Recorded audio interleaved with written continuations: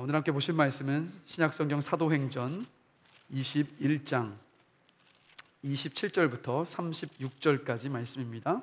신약성경 사도행전 21장 27절부터 36절까지 말씀 함께 보시겠습니다. 제가 가진 성경으로는 신약성경 225페이지에 있습니다. 우리 한 절씩 교독하며 읽습니다. 제가 먼저 읽겠습니다. 그 이래가 거의 참에 아시아로부터 온 유대인들이 성전에서 바울을 보고 모든 무리를 충동하여 그를 붙들고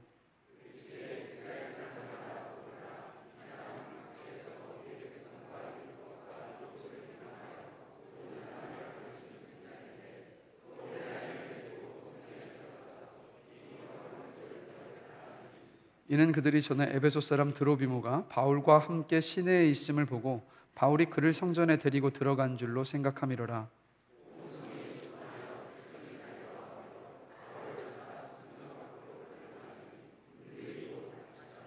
그들이 그를 죽이려 할 때에 온 예루살렘이 요란하다는 소문이 군대의 천부장에게 들리매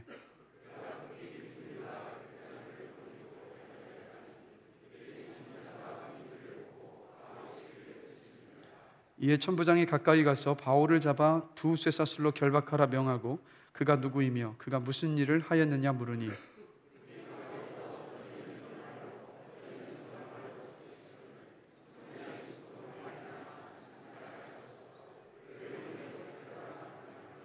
바울이 층대에 이를 때에 무리의 폭행으로 말미암아 군사들에게 들려가니 이는 백성의 무리가 그를 없이 하자고 외치며 따라가미러라. 아멘. 자리에 앉으시겠습니다. 우리 앞뒤 옆 사람 보시면서 잠시 한번 인사 한번 나누시겠습니다. 주님 안에서 사랑하고 축복합니다. 네, 주님 안에서 여러분 사랑하고 축복합니다. 말씀을 나누겠습니다. 그리스도인이자 정신과 의사인 스카펙 박사가 이런 말을 했습니다. 인생이란 어려운 것이다. 그것은 위대한 진리다. 가장 위대한 진리 중 하나다. 어떻습니까? 동의하십니까? 인생은 어려운 것이다. 그렇죠? 인생은 어렵죠. 인생을 쉽게 생각하는 사람은 단 한 사람도 없습니다. 왜냐하면 인생에는 끊임없이 고난이 닥쳐오기 때문입니다. 그래서 고난이 닥쳐오면 많은 사람들은 충격을 받고 분노로 반응을 하죠. 그래서 이렇게 부르짖습니다. 왜 하필 나에게 이런 고난이 오는 것이지 하고 마치 나에게는 고난이 닥쳐오지 말아야 하는 듯 그렇게 반응을 합니다. 그러나 여러분 우리는 알고 있습니다. 누구에게나 고난은 닥쳐옵니다. 고난의 일부를 피할 수 있을런지는 모르겠지만 모든 고난을 피할 수는 없습니다. 그래서 인생은 누구에게나 어렵습니다. 우리가 지금까지 사도행전에서 사도 바울의 1차, 2차, 3차 선교 여행을 살펴보면서 지금까지 왔습니다. 여러분 바울이 이 선교 여행을 하는 그 내내 예수를 만나고 난 그 다음부터 어떤 삶을 살았습니까? 바울은 예수님을 영접하고 난 이후에 복음을 전하는 것에 자신의 일생의 모든 것을 다 바쳤습니다. 3번의 선교 여행을 하는 동안 법을 어긴 적이 없었습니다. 신앙 양심을 저버린 적도 없습니다. 자신을 핍박하는 사람들에게 불의로 맞서지도 않았습니다. 오직 주님의 증인으로 복음을 전하는 자로서 살았어요. 그렇게 살아온 세월이 30년입니다. 그래서 당시로서는 인생의 황혼기였었던 50대 후반에 바울은 예루살렘을 방문했고 예루살렘을 방문했을 때 바울에게 일어난 고난과 환난의 사건이 오늘 읽은 이 본문입니다. 여러분 한번 생각해 보실까요? 주님을 위해서 30년 동안 한결같이 헌신했었던 바울입니다. 그러면 이마만큼 헌신했으면 이제 그 인생의 황혼기에 접어들어서 예루살렘에 방문을 하면 하나님께서 이때만큼은 쉼과 안식을 누릴 수 있도록 배려해 주셔야 할 법하지 않습니까? 이 정도쯤 수고하고 노력했으면 이제는 바울이 예루살렘에 방문했을 때 안식과 쉼과 칭찬과 존귀와 영광을 충분히 누리게 하실 수 있을 하나님이실 것 같아요. 그런데 하나님은 그러지 않으셨어요. 도리어 바울이 맞닥뜨린 현실은 어떠했습니까? 우리가 이미 읽었지만 어땠습니까? 핍박과 환난과 고난과 고통이었어요. 바울이 이런 고난 속에 다시 한번 휩싸게 된 이유가 있어요. 자신에 대한 잘못된 소문을 없애기 위해서. 어떤 소문이었습니까? 바울이 어느 곳을 가든 유대인들에게 유대인들의 전통과 율법을 지키지 않아도 된다라고 가르쳤다라는 거짓 소문, 이 소문을 불식시키기 위해서, 없애기 위해서 바울은 예루살렘 교회 나시린 서약이 끝난 네 사람들과 함께 성전에 갔어요. 왜요? 자신이 유대인의 율법과 전통을 잘 지키는 사람이라는 것을 몸소 보여주기 위해서였습니다.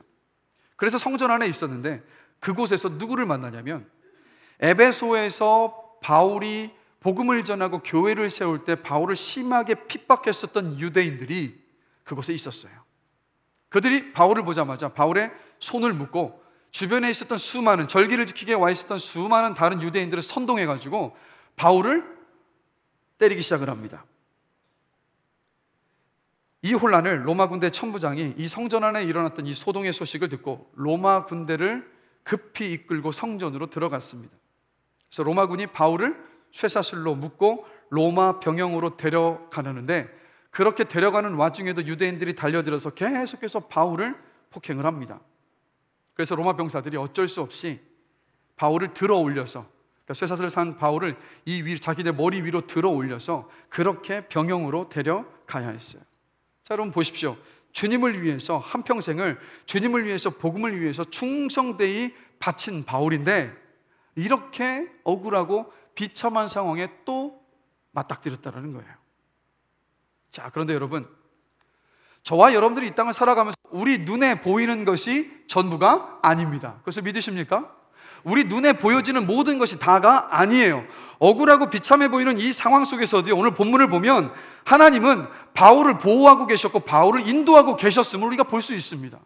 좀 더 자세히 볼까요? 자, 29절을 보면 에베소에서부터 바울을 핍박했었던 유대인들이 바울이 이방인과 함께 예루살렘 거리를 이렇게 걷고 가는 모습을 봤어요. 근데 눈에 가시와도 갔었던 바울이었기 때문에 성전 안에 데리고 오지 않았음에도 불구하고 거리를 걷고 있었던 바울과 드로비모라는 그 이방인이 함께 걷고 있었던 그 모습을 가지고 모함을 해서 수많은 성전 안에 유대인들을 선동을 한 겁니다. 근데 안타까운 것이 군중 심리가 무서운 거예요. 이유도 따지지 않고 누군가 선동을 하기 시작하니까 거기에 그냥 다 휩쓸려 가버렸어요. 그래서 그 수많은 유대인들이 바울을 성전 밖으로 끌고 갑니다. 그리고 집단 구타를 하기 시작을 했어요. 자, 31절 말씀 함께 보실까요? 오늘 본문 31절 말씀 한 목소리로 한번 읽어보겠습니다. 그들이 그를 죽이려 할 때에 온 예루살렘이 요란하다는 소문이 군대의 천부장에게 들리매, 바울이 몰매를 맞고 있었던 바로 그때에 천부장은 성전 안에서 벌어지는 소동을 보고받았습니다. 보고를 받자마자 32절을 보면 급히 군인들과 백부장들을 거느리고 달려갔어요. 달려가자마자 바울을 때리는 것을 유대인들이 멈춥니다.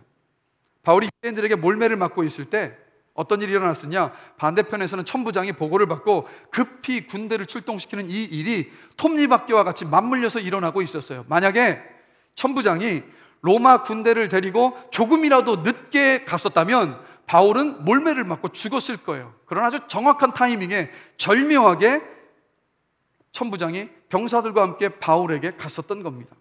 그런데 여러분, 천부장이 이렇게 급하게 출동한 이유가 바울을 살리기 위해서 갔던 것이 아니에요. 사실은 38절 한번 보실까요? 사도행전 21장 38절 말씀 함께 한번 읽어보겠습니다. 그러면 내가 이전에 소요를 일으켜 자객 4,000명을 거느리고 광야로 가던 애굽인이 아니냐. 이게 무슨 말이냐면 이 소동이 벌어지기 전에 어떤 한 사람이 4,000명을 선동해가지고 이 무력 시위, 폭력 사태를 일으켰던 거예요. 근데 지금 다시 성전 안에서 이 일이 일어나고 나니까 예루살렘의 치안을 담당했었던 천부장의 입장에서 그 사람이 다시 왔다라고 생각을 해서 그래서 달려갔던 겁니다. 그리고 또 33절을 보면 이렇게 출동한 천부장이 바울을 때리던 유대인들에게 질문을 합니다. 도대체 당신들이 이 사람이 무슨 잘못을 했기에 때립니까? 라고. 이 질문에 34절 함께 보실까요? 우리 본문 34절 한 목소리로 읽겠습니다. 무리 가운데에서 어떤 이는 이런 말로 어떤 이는 저런 말로 소리치거늘 천부장이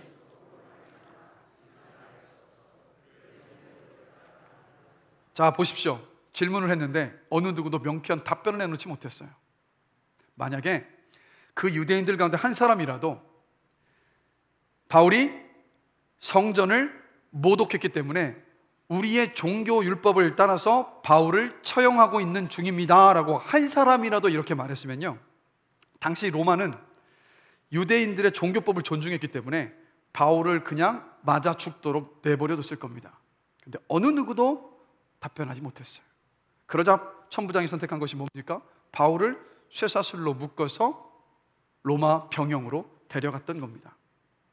사도행전 21장 11절을 보면 선지자 아가보가 성령의 감동을 받아서 예루살렘으로 가려는 바울에게 이렇게 말을 합니다. 우리에게 와서 바울의 띠를 가져다가 자기 수족을 잡아매고 말하기를 예루살렘에서 유대인들이 이같이 이 띠 임자를 결박하여 이방인의 손에 넘겨주리라. 즉 바울이 당할 결박과 환난에 대한 예고를 했습니다. 그리고 오늘 본문에서 바로 이 예고대로 로마 병사들이 바울을 쇠사슬로 묶었어요. 결박이었고 환난이었습니다.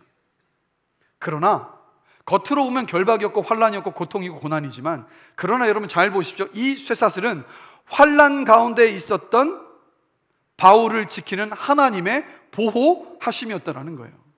로마군에 의해서 쇠사슬로 묶인 그 순간 바울은 성난 유대인들에게서 보호받기 시작했습니다. 병영으로 가서 이제 더 이상 유대인들에게 핍박과 박해를 당하지 않게 되었다는 거예요. 더군다나 여러분, 이때 바울은 로마에 가서 복음을 전할 계획을 가지고 있었습니다. 근데 바울이 로마의 죄수가 됐어요. 후에 이 천부장은 유대인들이 바울을 암살하려는 계획으로부터 바울을 지키기 위해서 보병 200명, 기병 70명, 창병 200명, 도합 바울 한 사람을 지키기 위해서 470명의 로마 군대를 동원해서 바울을 어디까지 데려가냐면 로마까지 데려갑니다. 한마디로 로마까지 가서 복음을 전해야 하는 바울을 로마 군대들 병사들이 아주 호위를 하면서 그곳까지 가게 하셨다라는 거예요. 자, 여러분 보십시오. 단편적으로 보면 오늘 본문에서 바울에게 일어난 사건은 재앙입니다. 고난입니다. 그러나 하나님은 우리 눈으로 재앙과 고난으로 보이는 그 상황 속에서도 어떻게 하셨습니까? 하나님의 방법으로 바울을 보호하시고 인도하시고 계셨던 거예요. 천부장이 채운 쇠사슬은 바울을 속박하기 위한 고난의 쇠사슬이 아니라 하나님께서 바울을 위해서 예비하셨던 어떤 사슬이었습니까? 바로 은혜의 사슬이었다라는 거예요. 할렐루야. 하나님은 지금도 믿는 저와 여러분들에게 이렇게 일하시는 하나님이십니다. 이 믿음으로 살아가시는 저와 여러분 되기를 주님의 이름으로 간절히 축원합니다. 그래서 여러분, 이 바울에게 벌어졌었던 이 사건 속에서 고난에 대한 진리를 우리가 발견을 합니다. 우리 인생을 어렵게 만드는 고난에 대해서. 먼저 여러분, 고난은 누구나 다 겪습니다. 질문 드릴게요. 예수 잘 믿으면 고난이 없습니까? 예수 잘 믿어도 고난이 있습니다. 원로 목사님이 앉아 계시지만 원로 목사님께서 충남 공주에 가서 개척을 하실 때, 순수한 복음의 열정에 개척을 하셨을 때, 그때 저희 어머님이 저를 임신 중이셨습니다. 근데 생활비를 얻기 위해서 교회에서 개척을 도와주시는 권사님과 함께 노상에서 물건을 파시다가 단속반이 나와서 놀라는 바람에 그때 임신 중이었던 아기가 누구였을까요?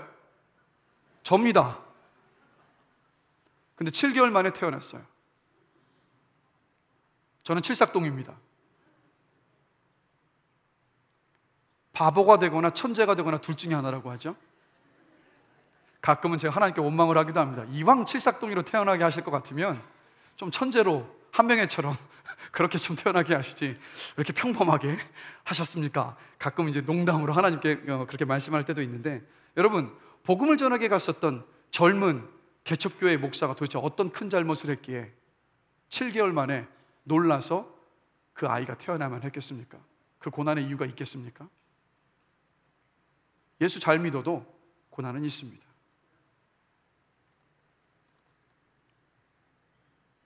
또 질문 드릴게요. 그럼 고난 중에 있으면 하나님께서 우리를 미워하시는 겁니까? 아니에요. 고난 중에 있다고 하나님께서 우리를 미워하시는 것이 아닙니다. 고난 중에 있을지라도 하나님은 변함없이 우리를 사랑하고 계십니다. 아니 어쩌면 고난 중에 있을 때 더 큰 사랑의 눈길로 그 사람을 지켜보시면서 더 큰 사랑과 은혜를 부어주시는 분이 하나님이십니다. 성경의 인물들 한번 보십시오. 자, 오늘 본문의 바울을 보십시오. 뭐가 그렇게 잘못해서 이 핍박과 고난 속에 있어야 했습니까? 예수님은 또 어떻습니까? 우리 예수님 무슨 잘못이 있으셔서 십자가의 고난과 박해를 당하셔야만 하셨습니까? 예수님의 12제자는요? 다윗은 또 어떻습니까? 욥은 어떻습니까? 동방의 의인이라 그러나 말로도 할 수 없는 고난 속에 직면했던 자가 욥입니다. 다니엘은 어떻습니까? 예레미야는 또 어떻습니까? 성경 속의 수많은 기라성 같은 신앙의 선배들 모두 말로 할 수 없는 고난을 지나왔어요. 고난은 누구나 다 겪습니다.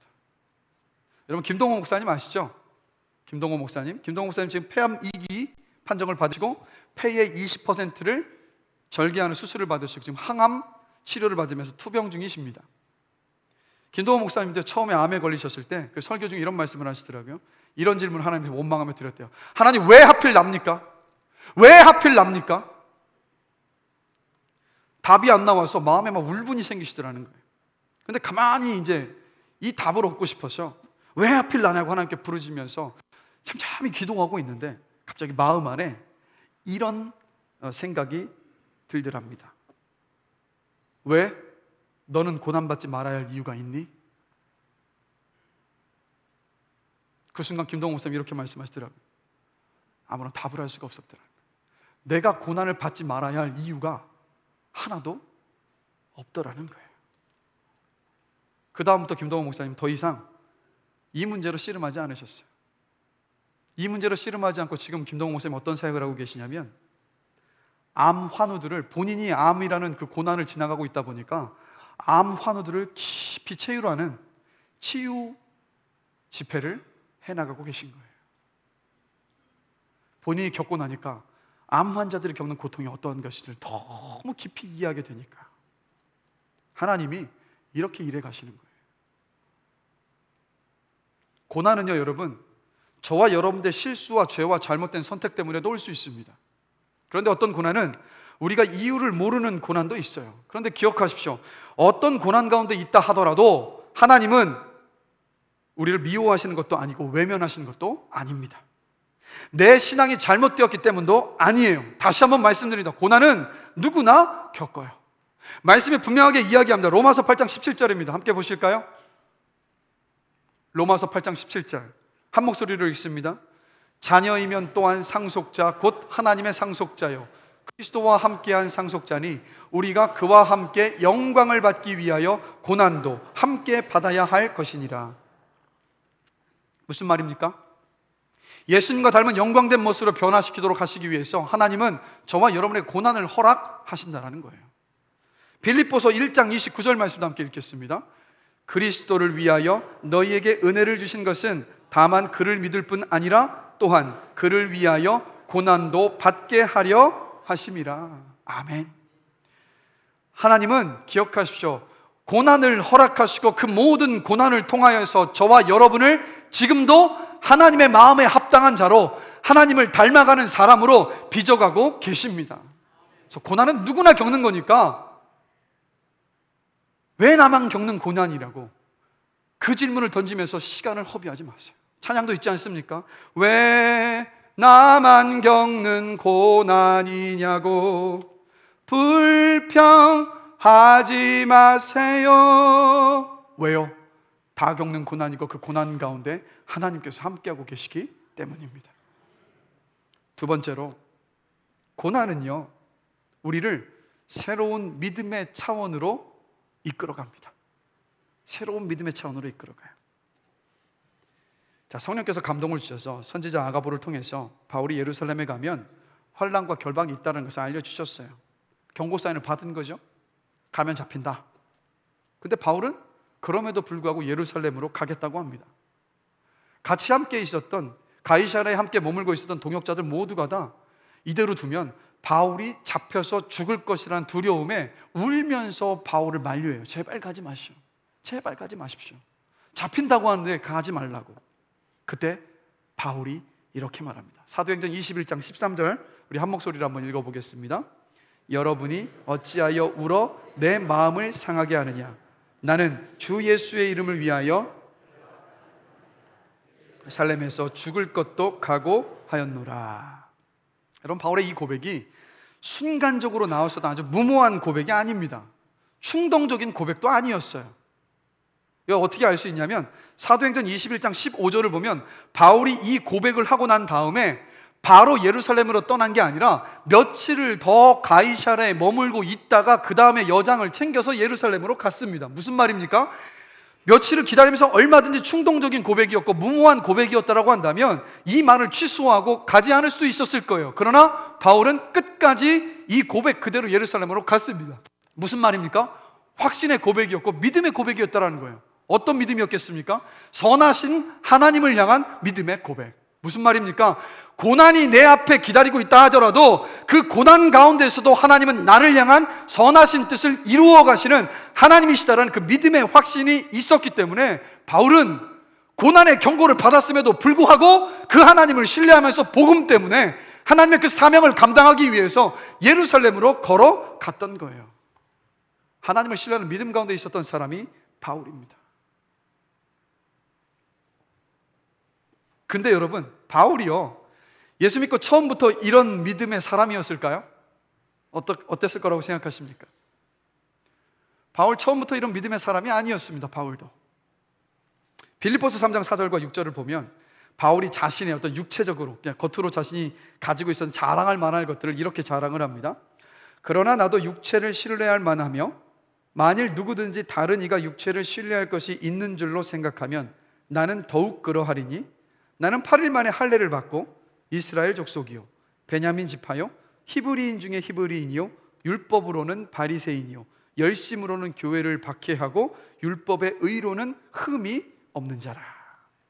예수를 믿기 전 바울은요, 요즘으로 치면 드라마가 있지 않았습니까? 스카이캐슬이라는 드라마 있지 않았습니까? 거기에 주인공과 같았어요. 부와 명예와 권력과 학식을 모두 갖춘 사람이 바울입니다. 이런 바울이 유대교 안에서 더 큰 종교적인 성공을 위하여서 그리스도인을 잡아 가두고 죽이는 것을 서슴지 않을 만큼 바울은요, 열심과 열정과 야망도 가지고 있었습니다. 자신감이 있었고 당당했고 거침없었어요. 그런데 이 자기의 야망을 이루기 위해서 그리스도인들을 잡아 가두기 위해서 다메섹으로 가던 중에 어떤 사건이 있었습니까? 부활하신 예수님께서 바울을 찾아와요. 그리고 그 자리에서 자신의 죄를 회개하고 예수님을 믿습니다. 영접을 합니다. 근데 예수 믿고 나서 바울이 바로 이 선하신 하나님을 신뢰하고 믿는 믿음의 사람으로 되었느냐? 그렇지 않아요. 예수를 영접하고 나서 바울은 어떻게 했냐면 다메섹에서 담대하게 복음을 전합니다. 그래서 사도행전 9장을 보니까 바울이 담대하게 복음을 전했는데 어떤 일이 있었냐면 그 다메섹에 있었던 많은 사람들이 바울을 죽이려고 달려들어서 바울의 제자들이 바울을 광주리에 태워서 피신을 시킵니다. 예루살렘으로 도망을 가요. 예루살렘에서도 바울은 자기 실력과 열심을 가지고 또 복음을 전합니다. 사도행전 9장 29절을 보면 담대히 예수를 전하고 구약 성경에 대한 지식도 있고 그때 당시에 그리스 철학에 대한 어떤 지식도 있으니까 자신 있게 변론하는 것도 당당하게 멈추지 않고 변론을 하기를 시작을 했어요. 그런데 어떤 일이 벌어졌느냐? 역시 그곳에서도 많은 사람들이 바울을 핍박하고 죽이려고 달려듭니다. 그래서 어쩔 수 없이 예루살렘 교회의 형제들이 바울을 고향 다소로 보내요. 자, 바울이 떠나고 난 다음에 일어난 일을 사도행전 9장 31절에서 이렇게 기록을 합니다. 함께 보시겠습니다. 함께 읽습니다. 그리하여 온 유대와 갈릴리아와 사마리아와 교회가 평안하여 든든히 서가고 주를 경외함과 성령의 위로로 진행하여 수가 더 많아지니라. 실력도 있고 열심도 있어서 있었던 바울이 떠나고 나니까 도리어 어떻게 됐습니까? 교회가 평안히 든든히 서가고 수가 더 많아졌대요. 이 일이 일어나는 이유가 뭐냐? 주를 경외함과 성령의 위로로 인하여서 교회가 평안하여 든든히 서갔노라라고 기록을 하고 있습니다. 무엇을 말하는 겁니까? 바울의 실력과 열심이 아니라 그 열정과 열심 때문이 아니라 사람의 실력과 열심 때문이 아니라 누가 하신 거라고요? 하나님께서 하셨다라는 말이에요. 분명히 바울이 다소로 돌아가고 난 다음에 이 소식을 들었을 때 굉장히 실망했을 거예요. 자기의 실력을 믿고 자기의 열심을 따라서 전했는데 아무런 열매도 맺지 못한 채 다소로 피신해서 왔어야 했는데, 내가 떠나고 나니까 예루살렘 교회는 더 부흥하고 더 평안함 가운데 세워져 가고 있었다라는 거예요. 이때 이후로 여러분, 바울은 하나님께서 어떻게 하신지 아십니까? 바울을 다소에서 15년 동안 무명으로 지내게 하셨어요. 15년이 지나고 나서 바나바가 찾아와서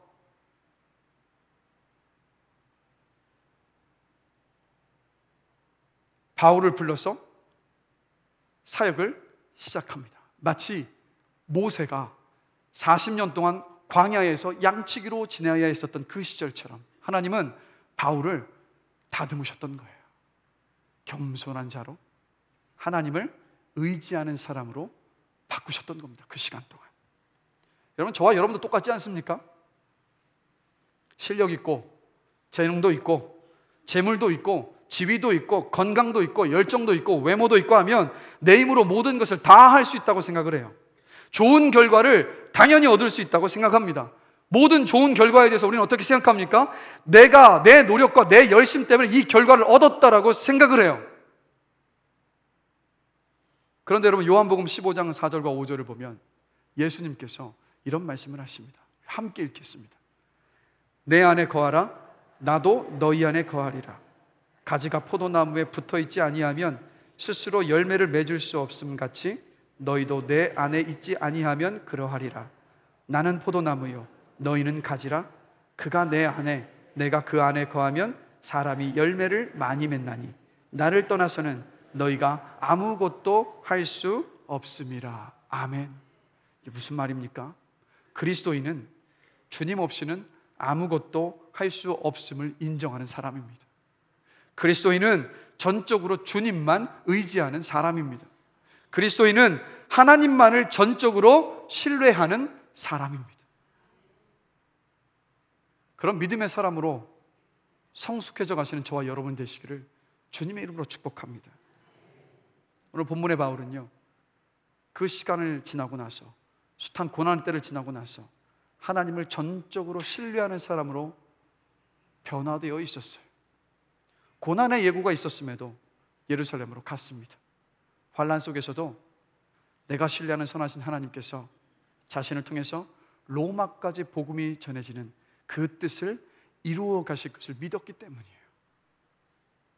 그런데 여러분, 이 믿음의 도약, 이 일어난 이유를 바울이 고린도 후서 1장 8절 9절에서 이렇게 고백을 합니다. 우리 다 함께 읽겠습니다. 형제들아, 우리가 아시아에서 당한 환난을 너희가 모르기를 원하지 아니하노니 힘에 겹도록 심한 고난을 당하여 살 소망까지 끊어지고 우리는 우리 자신이 사형 선고를 받은 줄 알았으니 이는 우리로 자기를 의지하지 말고 오직 죽은 자를 다시 살리시는 하나님만 의지하게 하심이라. 아멘. 살 소망까지 끊어지고 마치 사형 선고를 받은 것처럼 보이는 고난을 지나고 나서야 바울이 뭐라고 고백합니까? 하나님만 의지하고 신뢰하는 믿음에 내가 이르게 되었노라라고 이야기하고 있어요. 여러분, 고난은 우리를 겸손하게 합니다. 고난은 순종을 가르치고 회개에 이르게 합니다.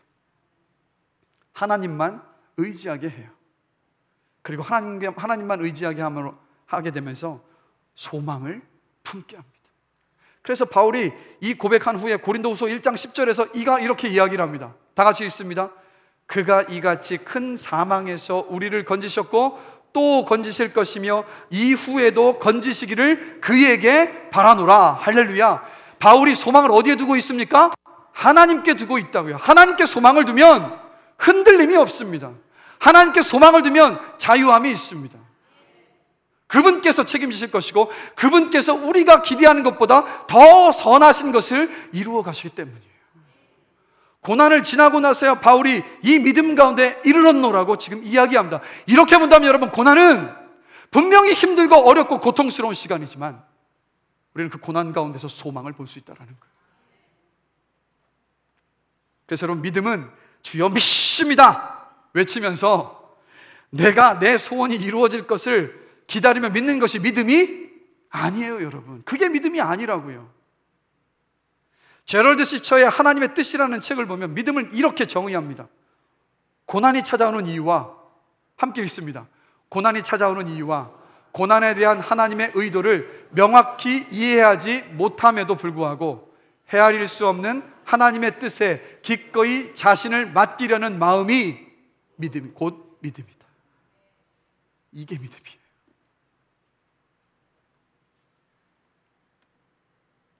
고난이 없으면 우리는 선하신 하나님을 신뢰하는 믿음에까지 자라날 수 없습니다. 돌아보세요. 모든 것이 평안할 때 주님을 찾으셨습니까? 걱정과 염려와 고난이 없을 때 주님 앞에 오셨습니까? 안 와요. 점점 멀어질 뿐이지. 그런데 고난이 생기면 어떻습니까? 우리 삶에 도와줄 사람도 없고 앞으로도 뒤로도 가지 못하는 사면 초과에 놓였을 때 유일하게 열려있는 문이 있어요. 바로 하늘문. 하늘문은 유일하게 열려있어요. 그 고난 때문에 하늘을 봐요. 그것 때문에 하나님을 만나지 않았습니까? 그 고난의 때가 있어서 그때마다 하나님을 만나고 하나님을 찾았고, 우리가 평온할 때 하나님을 찾지 않아도 고난의 때만 찾았음에도 불구하고 하나님을 어떻게 하셨어요? 우리를 만나 주셨잖아요. 그 믿음 때문에 지금까지 온 거예요. 하나님의 그 은혜가 있었기 때문에 지금까지 왔다고요. 우리 믿음이 뛰어나서 기도를 많이 해서요? 천만에요. 돌아보십시오. 정말 그렇습니까? 내세울 것 아무것도 없어요. 하나님이 이끌어 오셨다고요. 그래서 하나님은 고난을 통해서 하나님을 온전히 신뢰하는 이 믿음의 자리에까지 저와 여러분을 지금 끌고 가고 계십니다. 여러분, 제가 담임 목회를 시작한 지 올해 3년째입니다. 제가 처음 시작할 때는요, 자신감에 충만했습니다. 기억하십니까? 당당하고 막 자신 있게 하지 않았습니까? 정말 자신 있었어요. 내 힘으로, 제 힘으로 교회 건강하게, 뜨겁게, 막 활기차게, 막 양적, 영적으로 부흥시킬 수 있을 것이라는 자신감으로 가득 차 있었습니다. 근데 지나고 나니까 그게 아니더라고요. 목회는 제 힘으로 하는 것이 아니더라고요. 이 보잘것없는 설교 한 편을 준비하는데도 여러분, 오늘 밤을 지샜어요. 이토록 연약한 게 저라는 것을 목회하는 내내 깨닫게 하시더라고요.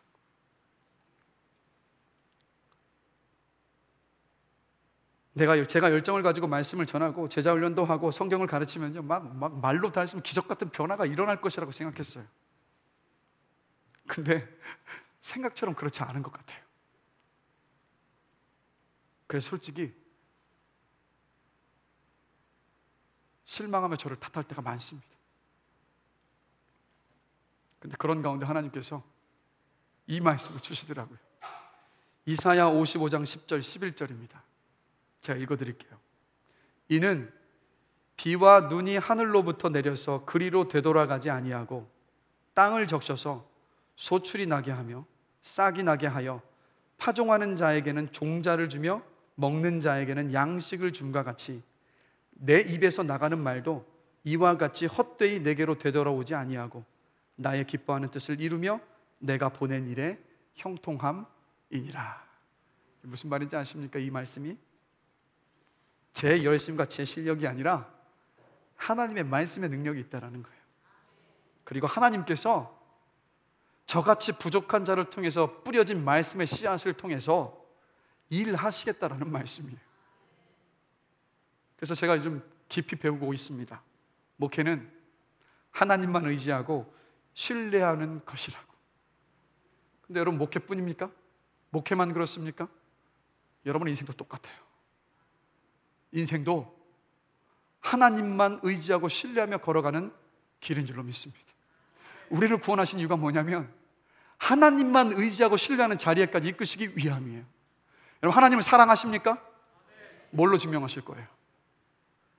하나님이 우리의 사랑을 네가 나를 사랑한다는 것을 언제 아실 거라고 생각하세요? 하나님은요, 우리의 봉사, 섬김, 열심, 노력, 드리고자 하는 모든 것 질문 드릴게요. 하나님께서 그 모든 것이 필요하십니까? 하나님은 그게 필요하지 않으신 분이에요. 그냥 하나님 한 분만으로 충만하시고 온전하시고 완전하셔서 당신 한 분만으로 만족하시고 기뻐하시는 분이 하나님이십니다. 그분께 우리가 뭘 드린다고요? 천만에요. 우리가 드리는 것 때문에 하나님께서 기뻐하시는 것이 아니에요. 그것을 하나님은 필요로 하시지도 않으세요. 하나님 한 분만으로 온전하시니까. 그러면 하나님을 사랑하는 것이 뭐라고 생각하십니까? 이거예요.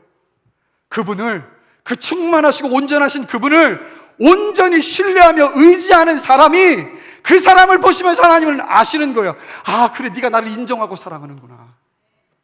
하나님을 사랑하십니까? 그러면 하나님만 신뢰하시고 의지하시며 걸어가시는 그 믿음의 길 포기하지 마십시오. 그게 주님을 사랑하는 거예요.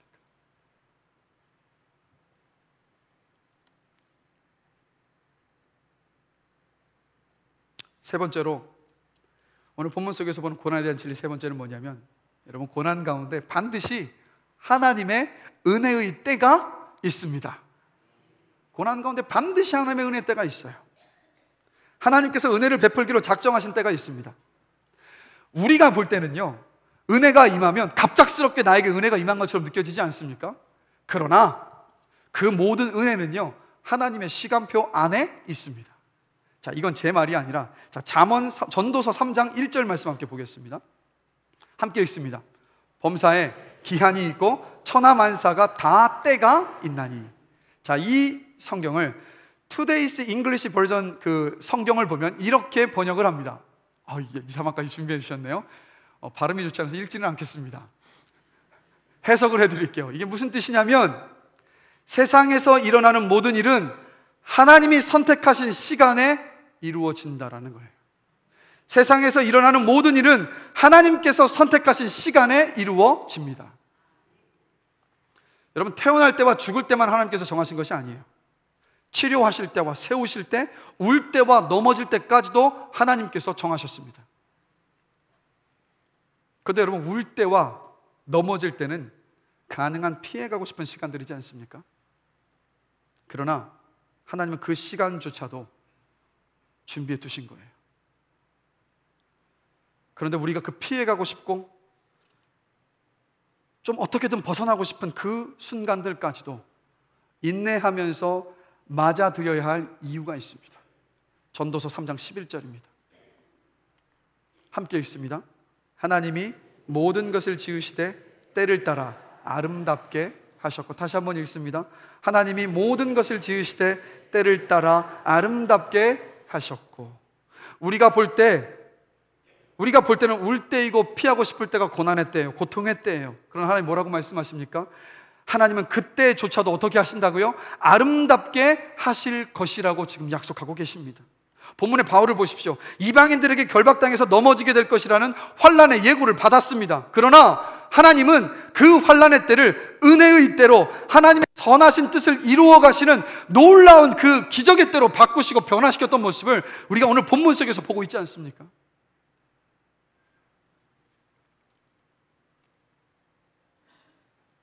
고난 속에 계십니까? 고통 가운데 눈물 짓고 계십니까? 하나님의 은혜의 때가 다가오고 있습니다. 이 소망으로 인내하시면서 기다리시는 여러분이 되시기를 주님의 이름으로 축복합니다. 제가 지난 목요일, 금요일 이틀에 걸쳐서 제자훈련 세미나에 다녀왔습니다. 3040 젊은 목회자들이 제자훈련을, 오카노 목사님의 그 시절에 제자로 있었던 목사님들을 그분들의 강의를 들으면서 다시 한번 제자훈련에 대한 그 마인드를 점검하고 회복하는 시간이었어요. 그 가운데 한 목사님이 저녁 시간에 그 강사 목사님들과 함께 이 질문을 주고받는 시간이 있었는데, 한 목사님이 참 가슴 아픈 질문을 이렇게 올렸었어요. 지금 현재 6년째 담임 목회를 하고 있는 40대 목회자입니다. 이제 이 목회를 그만두려고 합니다. 더 이상 감당할 수가 없어서 마지막 심정으로 이 세미나에 왔습니다. 절망 가운데는 이 젊은 후배 목회자에게 해주실 말씀이 있으십니까? 이 질문이었습니다. 그런데 여러분, 그 질문에 저도 그렇고 옆에 있던 모든 3040 목회자들이 다 고개를 끄덕거리더라고요.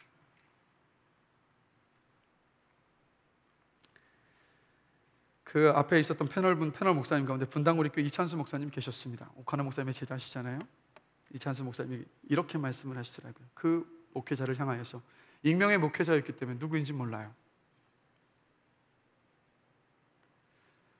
당신의 아버지 이야기를 하시더라고요. 저희 아버지는 미국 시카고로 이민을 가서 이민 목회를 하셨던 목사님입니다.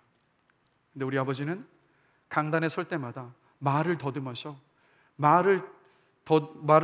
그 원고를 또 읽고 완벽하게 준비해서 올라가야지만이 가까스로 설교를 할 수 있었던 분이셨습니다. 근데 이렇게 말씀하시는 거예요. 한 사람이라도 그 마음으로 흐트러뜨리는 자가 있어요. 흐트러뜨리는 일이 있으면 그날은 말씀을 못 전하는 거예요. 교회가 됐겠습니까?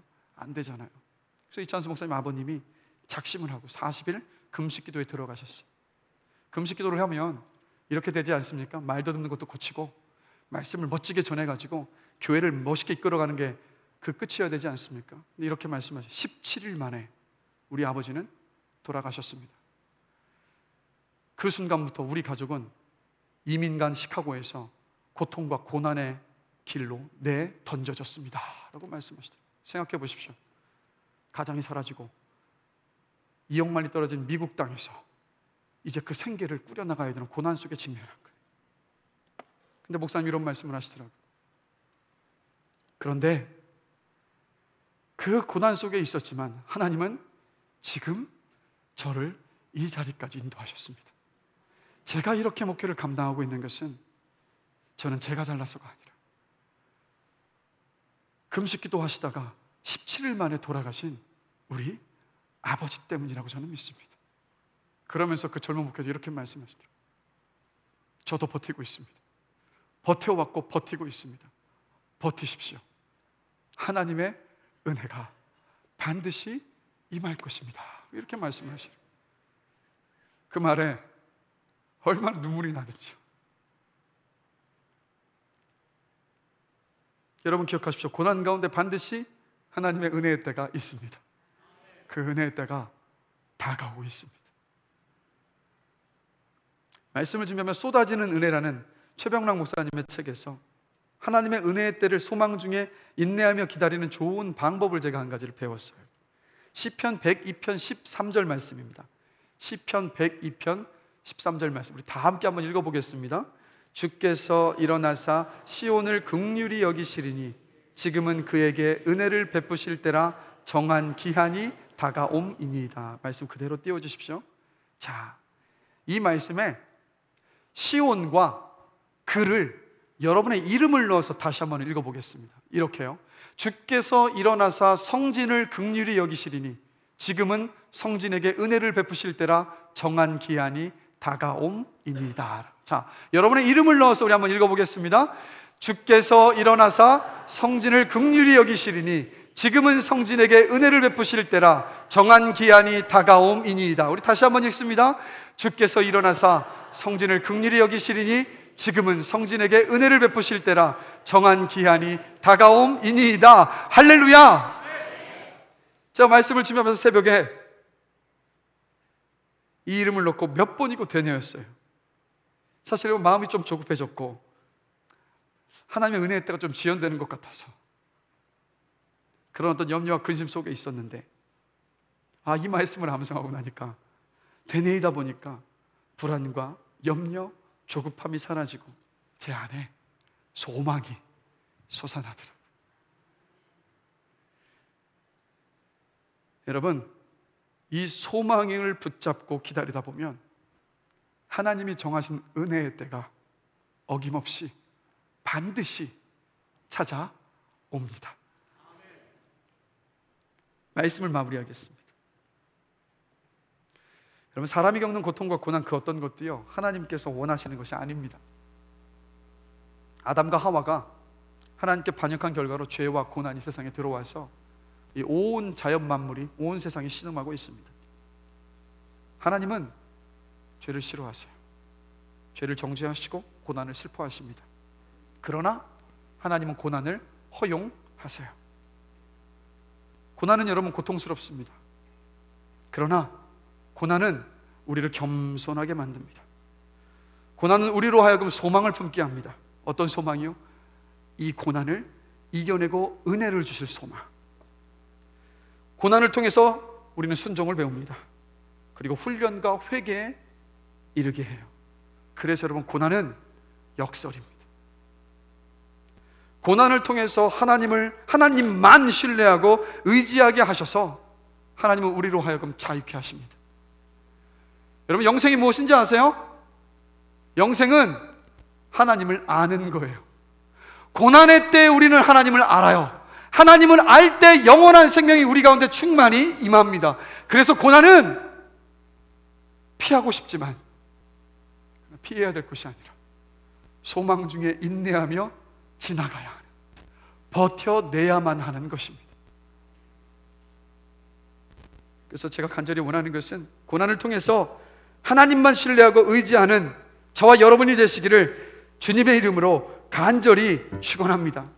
우리 조금 전에 시편 102편 13절 말씀 다시 한번 띄워주실까요? 자, 우리 마지막으로 다시 한번 여러분의 이름을 넣어서 우리 힘차게 한번 고백해 봅니다.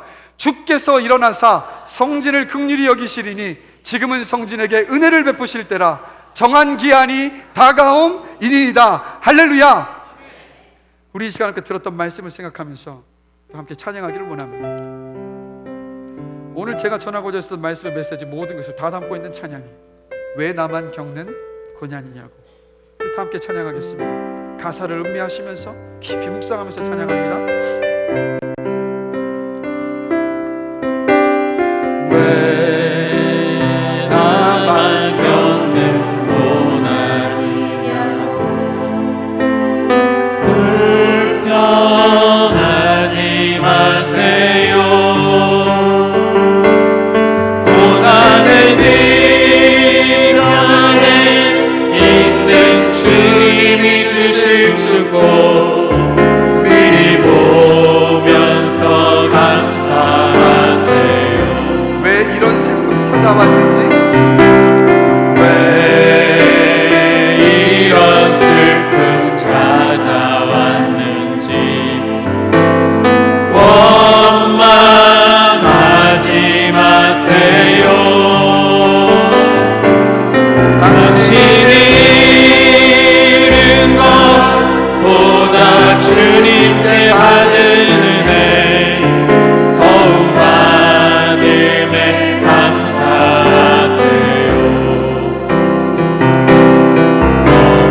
너무 견디기 힘든 지금 이 순간에도 주님이 일하고 계시잖아요. 나는 지쳐 난가 있을지라도 당신만은 일어서세요. 힘을 내세요. 힘을 내세요. 힘을 내세요. 주님이 손잡고 계시잖아요. 주님이 너와 함께하는 믿는다면 어떤 고난도 견딜 수 있잖아요. 힘을 내세요. 힘을 내세요. 힘을 내세요. 힘을 내세요. 주님이 손잡고 계시잖아요.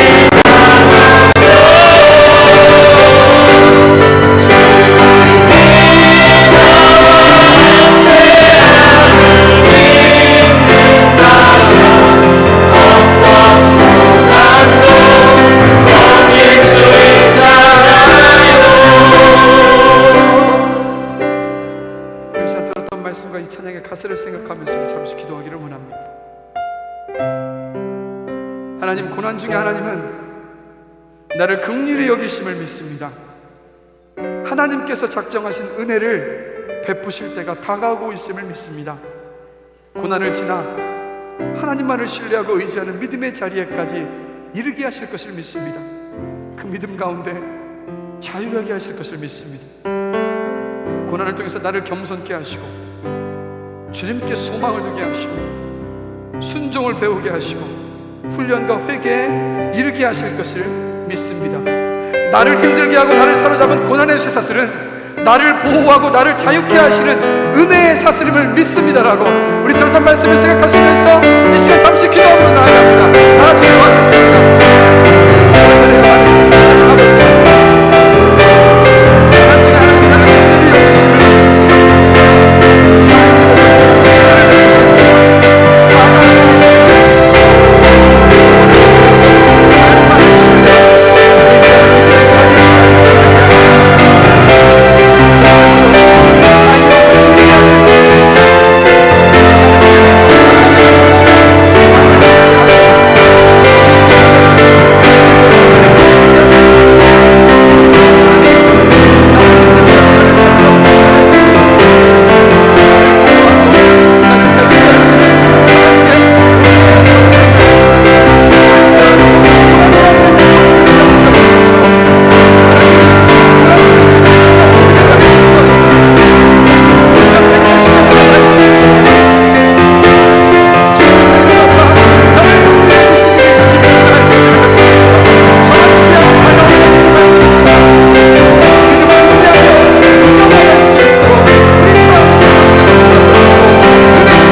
하나님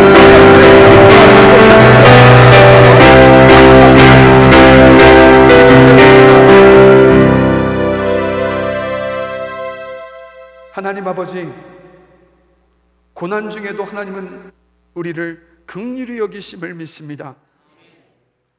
하나님께서 작정하신 그 놀라우신 은혜를 베푸실 때가 지금 나는 느끼지 못하고 있다 하더라도 다가오고 있음을 믿습니다. 고난을 지나서 하나님만을 신뢰하고 의지하는 믿음의 자리에까지 이끌어 가실 것을 믿습니다. 그 믿음 안에서 자유하게 하실 것을 믿습니다. 고난은 나를 겸손하게 하고 주님께 소망을 두게 하고 순종을 배우게 하고 훈련과 회개에 이르게 함을 믿습니다.